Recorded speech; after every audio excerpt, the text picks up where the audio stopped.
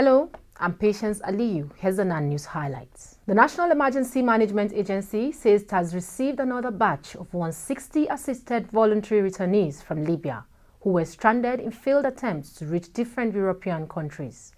The planning officer of NEMA, Mr. Segun Afolayan, said the returnees arrived at the Murtala Mohammed International Airport, Ikeja, through the assistance of the International Organization for Migration. An Islamic NGO, Habibi Islamic Society, has thrown its weight behind the federal government's anti-corruption war with a call on other religious organizations to follow suit. The executive director of the organization, Imam Adeyemi, said that the organization, through its anti-corruption NGO, the Just Foundation, was out to solicit support of other Islamic groups, religious leaders, imams, and scholars across the country on how to preach against corruption.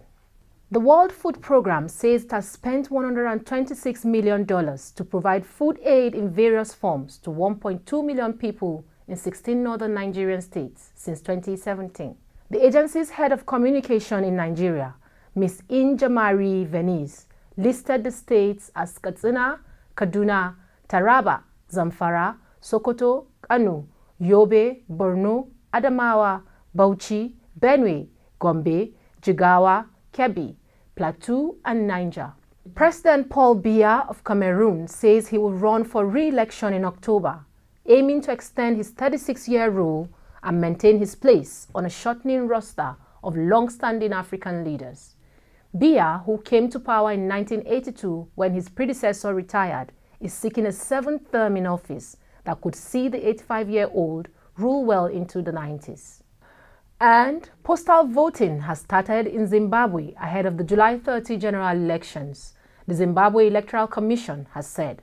Some police officers in Bulawayo began to cast their ballots through the postal vote, but the opposition MDC Alliance raised concerns that they were doing so in the absence of the country's Electoral Commission, candidates, and political party representatives.